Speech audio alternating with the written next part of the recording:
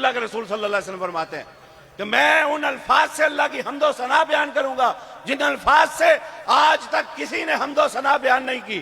اور پھر ان حمد و ثنا کے کلمات کے بعد اللہ بڑے پیار سے کہیں گے ارفع راسک یا محمد، اے محمد صلی اللہ علیہ وسلم سر تو اٹھائیے.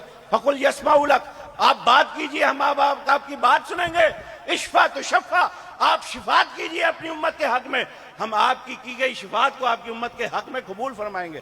اور خود نبی مکرم شفیع معظم علیہ الصلوۃ والسلام فرماتے ہیں اللہ میری شفاعت کو میری امت کے حق میں قبول کرتے چلے جائیں گے.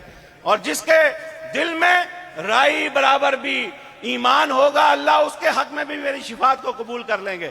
لیکن میرے بھائیوں، امت کا فکر اس قدر دامن گیر ہے، بتا کر گئے ہیں جس بات سے اپنی دعوت کا آغاز کیا تھا قولوا لا الہ الا اللہ تفلحوا تملکوا العرب والعجم. امتیو، توحید سے غداری نہ کرنا، توحید سے بے وفائی نہ کرنا. ہر شے اللہ چاہے تو معاف کر دے، ہر گناہ چاہے اللہ تو معاف کر دے. ان اللہ لا یغفر ان یشرک بہ ویغفر ما دون ذلک لمن یشاء.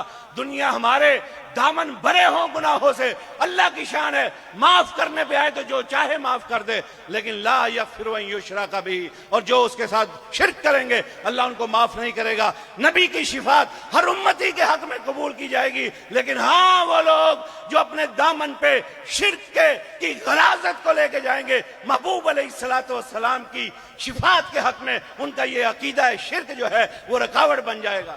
تو میرے بھائیوں، وہ نبی، وہ شفیع معظم جو ہماری فکر کرتے رہے، پتھر کھائے لیکن دعائیں کرتے رہے، اور جن کو ہمارا مفاد، ہماری فوز و فلاح اپنی جان سے بڑھ کر عزیز تھی، ہمارا ایمان، ہمارا عقیدہ، اس کے لیے وہ فکر مند تھے. قرآن اس کا تذکرہ کرتا ہے. اور اگر وہ اپنی دعوت کے ذریعے ہمیں بتا گئے ہیں توحید سے بے وفائی نہ کرنا، تو میرے بھائیوں اس کے باوجود ہم اپنی زندگیوں میں شرک کی غلاظت میں ڈوبے رہیں، اور کل ہماری نجات، ہماری مغفرت میں ہمارا یہ عقیدہ رکاوٹ بن جائے، تو در حقیقت ہم نے اللہ کے رسول صلی اللہ علیہ وسلم کی جو فکر تھی ہمارے لیے، ان کی جو رؤوف الرحیمی کی صفت تھی ہمارے لیے، ہم نے اس کا حق ادا نہیں کیا. تو آئیے وفا کریں توحید کے ساتھ، اور وفا کریں اس سید البشر کے ساتھ کہ جس نے ہمارے عقیدے اور ایمان کی فکر کے ساتھ ساتھ ہماری نجات اور فوز و فلاح کی فکر کرتے ہوئے یہ پیغام دے دیا توحید سے غداری نہ کرنا، یہ تمہاری نجات اور مغفرت کے لیے رکاوٹ ہے،